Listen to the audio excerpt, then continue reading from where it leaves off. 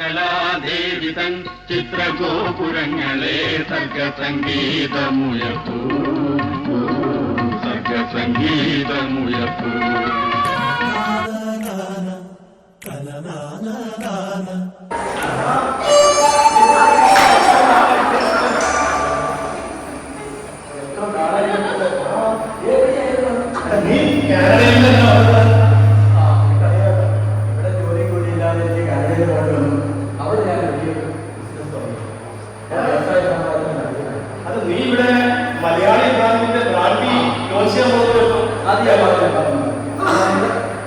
നമ്മുടെ ഈ ഒരു കേരളത്തിൽ നല്ല മദ്യം ഏറ്റവും കുറഞ്ഞ നിലയിൽ എന്നാൽ ഉത്തമമായ മദ്യം കൊടുക്കുക എന്നതാണ് ഉദ്ദേശം.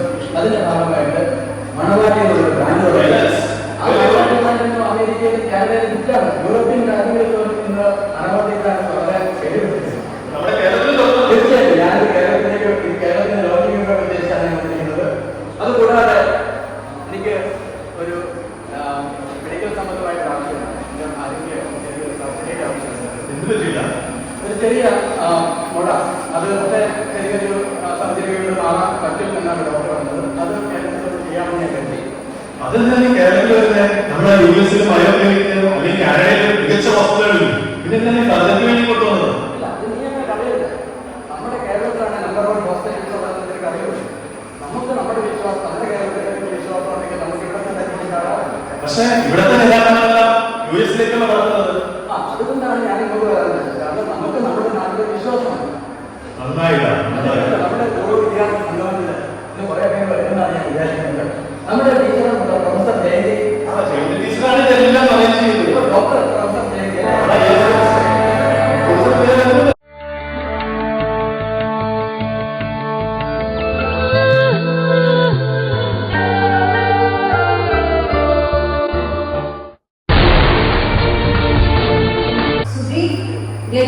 എന്ത് പറയുന്നു?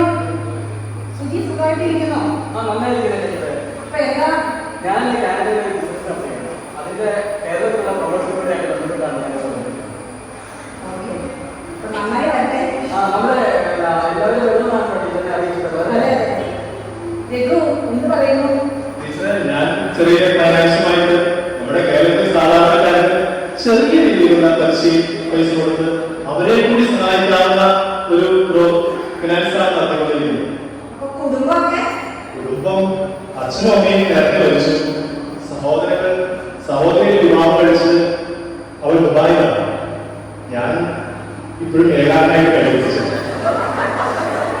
കോളേജിൽ പഠിച്ചിരുന്ന സമയത്ത് ഒരു കുട്ടി ഉണ്ടായിരുന്നല്ലോ, സ്ഥിരം അതേപോലെ തന്നെ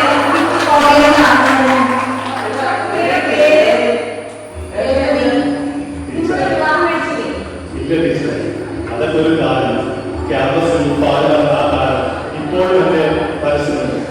എന്തുകൊണ്ടോ എനിക്ക് ആ കുട്ടിയെ കോണ്ടാക്ട് ചെയ്യാൻ പറ്റില്ല. പിന്നെ ഞാൻ വിചാരിച്ചു ഈ വിവാഹം വേണ്ടായിരുന്നു. അതെങ്ങനെയാണ് ടീച്ചറെ? ഒരാളുടെ മനസ്സ് കൊടുത്തിട്ട് വീണ്ടും മറ്റൊരാളെ ജീവിക്കാൻ എന്റെ മനസ്സാക്ഷി അനുഭവത്തില്ല. ഇന്നത്തെ പരിപാടിയിലേക്ക് വരാമെന്ന് ഫാഷൻ ഡിസൈനിങ്ങോ മോഡലിങ്ങോ അങ്ങനെ എന്തോ ആണ് എന്നോട് പറഞ്ഞത്. മോഡലിംഗാണ് ഞാൻ കേട്ടത്. ഞാൻ കാനഡയിൽ പക്ഷേ എനിക്ക് പലപ്പോഴും കമ്പനി കിട്ടിയില്ല. നാട്ടിലെ ആകെ റെഗുലേഷൻ മാത്രമേ എനിക്ക് കോണ്ടാക്ട് ഉണ്ടായിരുന്നു. ഇന്നിപ്പോ വരുമ്പോ നമുക്ക് കാണാം. എനിക്കറിയില്ല ടീച്ചറിന്റെ എവിടെയാണ്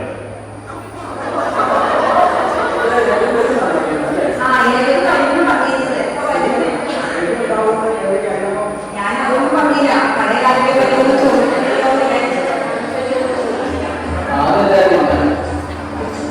കാത്തിരുന്ന പെണ്ണല്ലേ, കാലമേറെയായില്ലേ, കാത്തിരുന്ന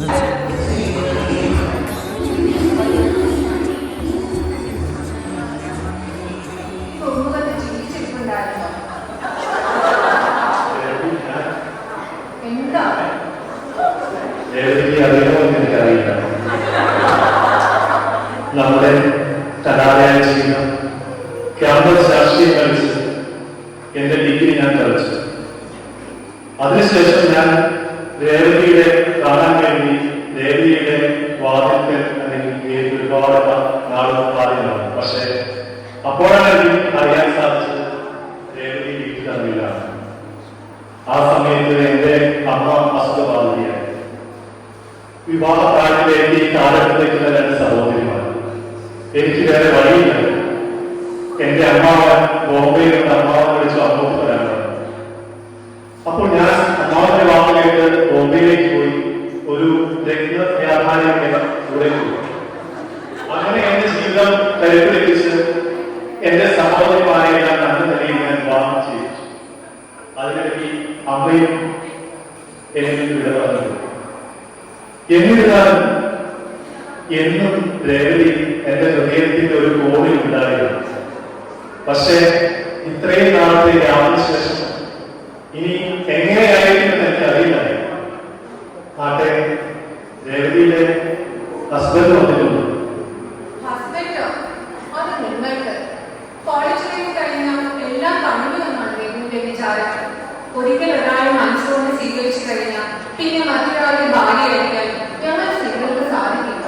സാധിച്ചാൽ തന്നെ അത് തികച്ചും യാന്ത്രികമാണ്. ഇല്ല, ഞാൻ അതിന് മുതിർന്നിട്ടില്ല. രേവതി ഇപ്പോഴും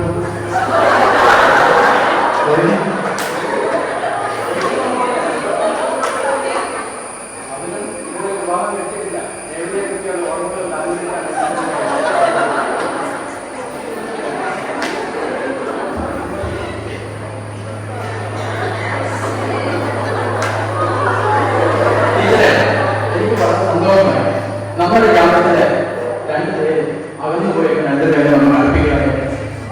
ഇതുവരെ നമ്മൾ എന്ത് ആനന്ദമാണ് ഈ ഒരു സംഭവമുണ്ട്. എന്താണെങ്കിലും ഈ ഒരു യൂണിയൻ നമുക്ക് എന്തെന്നും ഓർമ്മ എനിക്കും എന്റെ ജീവിതം തിരിച്ചു കിട്ടി. എന്റെ രേവതിയെ എന്നോടൊപ്പം ചേർത്ത് ഒരു ഉദരവാദിയാണ്. നമുക്ക് ഇനി വരാനുള്ള കുട്ടികൾ ഇനിയും വരാനുള്ള കുട്ടികള് നിങ്ങൾക്ക് ഓർമ്മയുണ്ടോന്ന് അറിയില്ല. നമ്മുടെ ക്ലാസ്സിലെ ഏറ്റവും പുറകേറ്റ ബെഞ്ചില് വളരെയധികം ക്ഷീണിച്ച ഒരു കുട്ടി, നല്ല പൊക്കമുള്ളത്, വൈദ്യുതി ഓർക്കുന്നുണ്ടോ? ആ കുട്ടി ഇപ്പം IPS ഉദ്യോഗസ്ഥനാണ്. നമുക്ക് അഭിമാനിക്കാവുന്നതാണ്. നമ്മുടെ കോളേജിന്റെ പേര് പ്രത്യേകിച്ച് നാക്കും പോലുള്ള കാര്യങ്ങളൊക്കെ വരുമ്പോൾ അതൊക്കെ നമുക്ക് എടുത്തു കാണിക്കാവുന്നതാണ്. ആളെ കുറച്ച് സമയത്തിനോട് എത്തുന്ന പറഞ്ഞിരിക്കുന്നത്.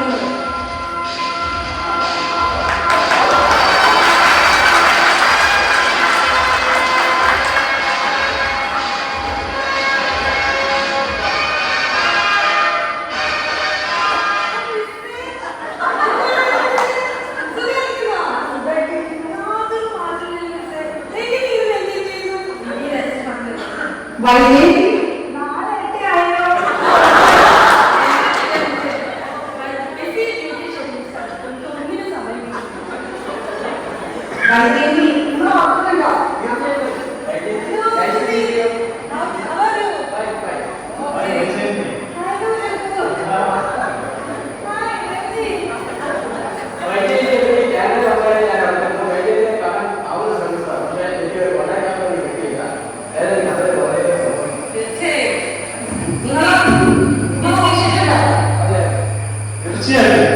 നമ്മുടെ കോളേജിലെ നല്ലൊരു NCC കേഡറ്റായിരുന്നു.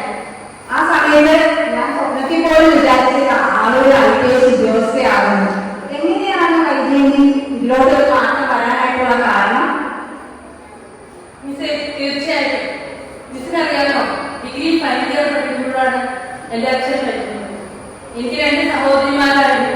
വീട്ടിലെ ഏക വരുമാന സ്രോതസ്സുള്ള അച്ഛനായിരുന്നു. അച്ഛൻ പോയതോടുകൂടി വീട്ടിൽ പട്ടിണിയായി 2 സഹോദരിമാരെ അമ്മയ്ക്ക് കൂലിപ്പണിക്ക് പോകുന്ന സിറ്റുവേഷൻ കൊണ്ടുവന്നു.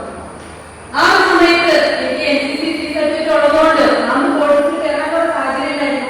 വീട്ടിൽ അവതരിപ്പിക്കുമ്പോൾ ബന്ധുക്കളും നാട്ടുകാരുടെ ഒക്കെ പരിഹാസം, പെൺകുട്ടികൾക്ക് ഇതൊക്കെ പറ്റുമോ എന്നുള്ള ഒരു രീതിയൊക്കെ ആയിരുന്നു. അന്ന് എനിക്ക് വളരെയധികം ഒരു ആഗ്രഹമായിരുന്നു ഈ ഒരു സമൂഹത്തില്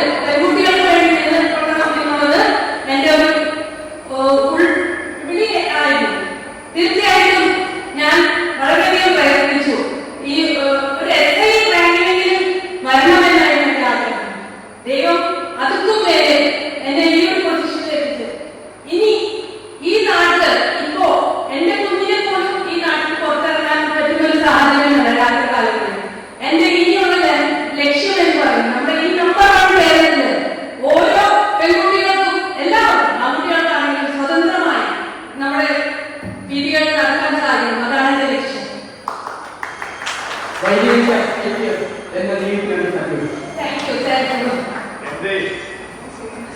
വൈജയന്തി നമ്മുടെ എല്ലാവരുടെയും ഒരു മാതൃകയാണ്. ഈ സമൂഹത്തിന് വരെ നല്ലൊരു മാതൃകയാണ് നമ്മുടെ ഈ വൈജയന്തി. വൈജയന്തി നമ്മുടെ എല്ലാവരുടെ ബഹുമാനമാണ്. ടീച്ചറിലേക്ക് വരാനുള്ളതാണ്. ഇനിയും എനിക്ക് മെസ്സേജ് കിട്ടിയിരുന്നത് റസിയാണ്. നിങ്ങൾ ഓർക്കുന്നതാണെന്ന് അറിയില്ല, അന്ന് കോളേജിൽ പഠിക്കുന്ന വലിയ ഇഷ്യൂ ഉണ്ടായത്. രണ്ടുപേരും വരുന്നതാണ് പറഞ്ഞത്.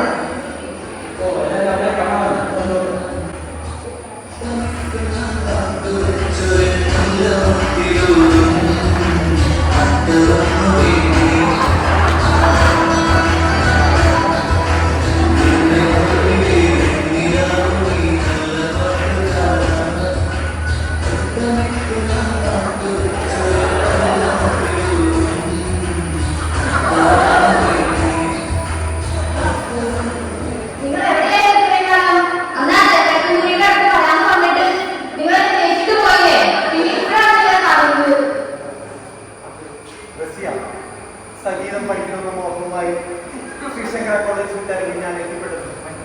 തൃപ്പൂണിത്തറയിലെ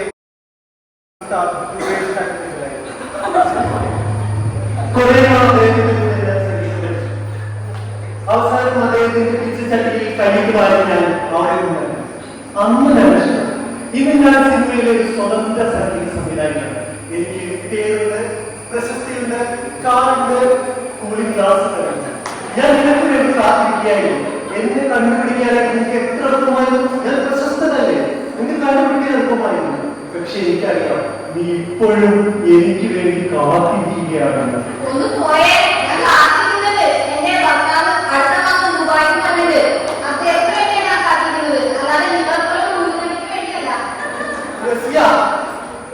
ഈ ലൈബ്രറിയിലെ പുസ്തകത്താക്കുകയും നാമമായി മാറിയ പ്രണയലേഖനങ്ങളായിരുന്നു നമ്മുടെ ഹൃദയങ്ങളായിരുന്നു.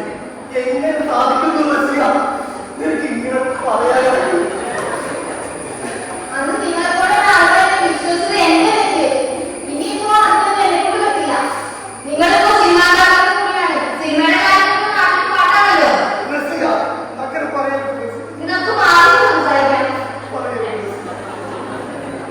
എന്തായാലും റസിയെ കൂടി ഇപ്പൊ നല്ല നിലയിലെത്തി. ഇനി നിങ്ങൾ നല്ല കൂട്ടുകാരായിട്ട് ജീവിക്കും. അതാണ് ഏറ്റവും നല്ലത്.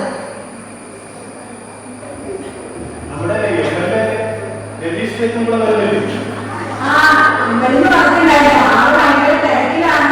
എന്നാലും വൈകിട്ടാണ് പറഞ്ഞിരിക്കുന്നത്. നേതാവ് ഇന്ന് നേതാവ്, നാളെ രാജാവ് എന്നും ജേതാവ്. നേതാവ് ഇന്ന് നേതാവ്, നാളെ രാജാവ് എന്നും ജേതാവ്. വാളെടുക്കണം, വലപിരിക്കണം, വേണ്ടിടത്ത് വേണ്ട പോലെ വാളെടുക്കണം. നമ്മുടെ അഭിമാനമാണ് ലഭിച്ച് ഭാവിയുടെ മന്ത്രിയാണ് കേട്ടോ. അഭിമാനമാകുന്നതൊക്കെ കൊള്ളാം, പക്ഷെ അപമാനമാകാതിരുന്നത് നമ്മുടെ നേതാക്കന്മാർക്ക് നേതാക്കന്മാർക്ക് എന്ത് പറ്റിയത്? പത്രങ്ങളിൽ അവരെയൊക്കെയുള്ള വാർത്തകൾ വരുന്നു. എന്താണ്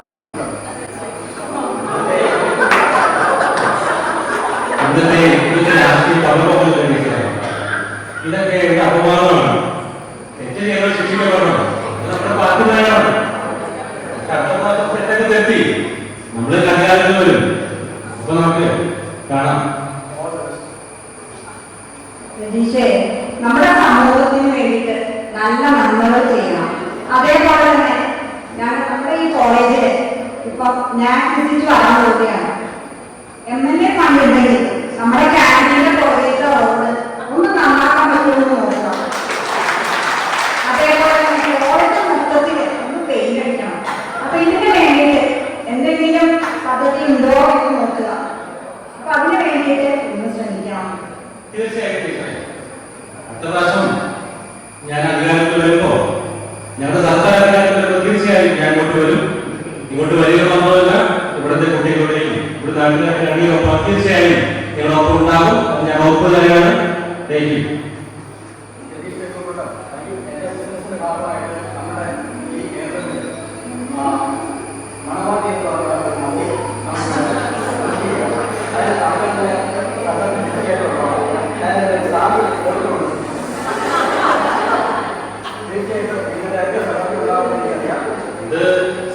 ഉണ്ടാവും, പക്ഷേ ഉപയോഗിക്കാത്തത് ഇങ്ങനെ നോക്കാൻ പറ്റില്ല. അങ്ങനെയല്ല, അത് നമ്മുടെ നാട്ടിലെ സാധാരണക്കാർക്കായിട്ട് ഏറ്റവും മികച്ച ഏറ്റവും വിലയെ കൊണ്ടുവരുന്നതാണ്.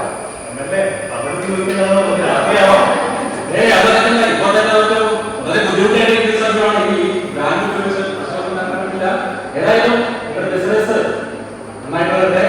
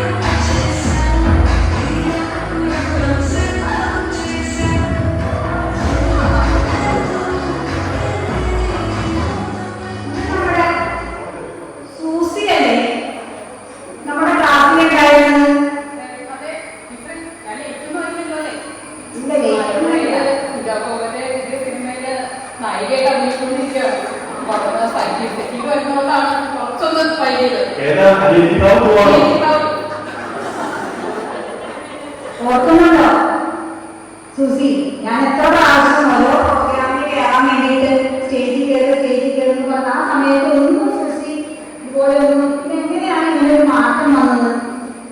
കോളേജിൽ പഠിക്കുമ്പോഴൊന്നും ഇതിനോട് ഒരു താല്പര്യം ഉണ്ടായിരുന്നില്ല. ഡിഗ്രിയൊക്കെ കഴിഞ്ഞ് എന്തെങ്കിലും ഒരു പണി കിട്ടും, അങ്ങനെയൊക്കെ കയറി പോവാം എന്നാണല്ലോ വിചാരിച്ചത്. ടീച്ചറെ സുസിയൊക്കെ പണ്ട് ഇപ്പൊ സോണി റോസ് വിശ്വാസം നടത്തിയത് ആണോ? നമ്മുടെ നാട്ടിലെ വളരെ ഹരമാണ് അമ്മയോട്. അങ്ങനെ ഡിഗ്രിയൊക്കെ കഴിഞ്ഞ് ഒരു വഴിയിലാണ് നമ്മളാണ് എന്നാ തൊഴിലുറപ്പിന് പോവാം എന്ന് കരുതി. അങ്ങനെ തൊഴിലുറപ്പിന് പോയി ഞങ്ങളുടെ ഒരു സ്കിറ്റ് ഉണ്ടായിരുന്നു. അന്ന് ആ സ്കിറ്റ് കാണാനായിട്ട് നമ്മുടെ ബിഗ് ബോസ് താരം രജിത് കുമാർ സാറുണ്ടായിരുന്നു. സാറാണ് എന്നെ കഴിവ് തിരിച്ചത്. സാറ് പറഞ്ഞു നല്ല ഭാവിയുണ്ട്, ഓണം പോയി പഠിക്കണം എന്നൊക്കെ പറഞ്ഞു. അങ്ങനെ ഞാൻ തൃശ്ശൂര് സ്കൂൾ ഓഫ് ഡ്രാമയിൽ പോയി പഠിച്ചു. അവിടെ തന്നെ പൂനെ ഫിലിം ഇൻസ്റ്റിറ്റ്യൂട്ടിലോട്ട് പോകാൻ പറ്റി. അവിടെ വെച്ചിട്ടാണ് പ്രിയദർശൻ സാറിനൊക്കെ പഠിക്കപ്പെടുന്നത്. സാറാണ് സിനിമയിലോട്ട് പോയത്. സാറിന് പെട്ടെന്ന് അതിലായിരുന്നു. പിന്നീട് എനിക്ക് തിരിഞ്ഞു നോക്കണം എന്നൊക്കെ. എന്റെ രണ്ട് പ്രശസ്തമായ സിനിമകൾ ടീച്ചർക്ക് അറിയാമായിരിക്കല്ലേ? നമ്മുടെ ശങ്കരനോ അതുപോലെ മറ്റൊരു കുട്ടിയോയും ഇതൊക്കെ വന്നതോടുകൂടി പിന്നെ ഇരിക്കാൻ വേറെ എല്ലാവർക്കും ഞാൻ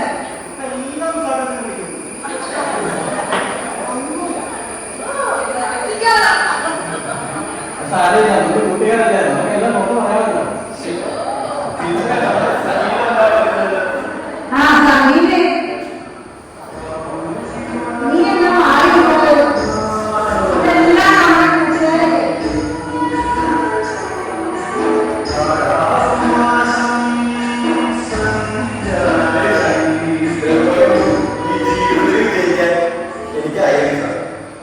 എന്ത് പറ്റി?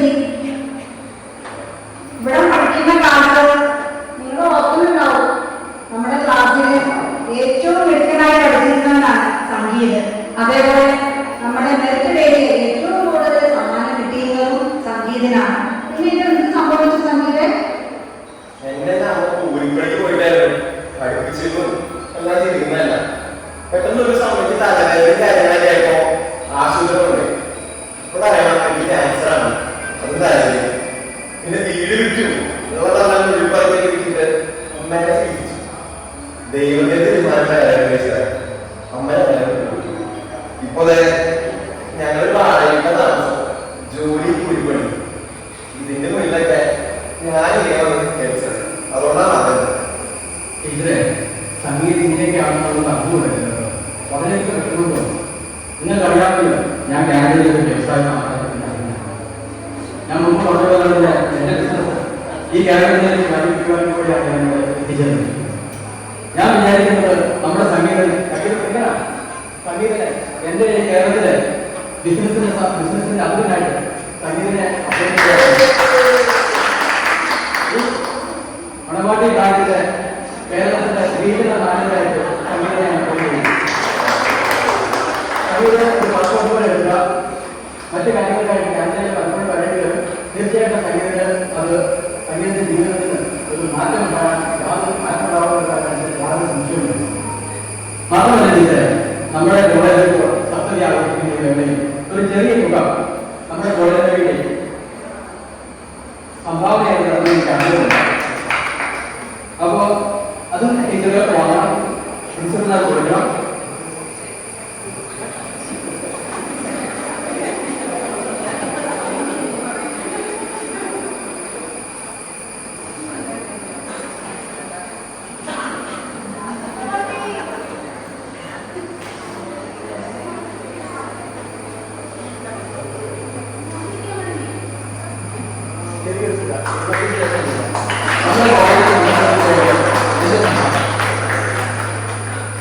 വളരെയധികം സന്തോഷം.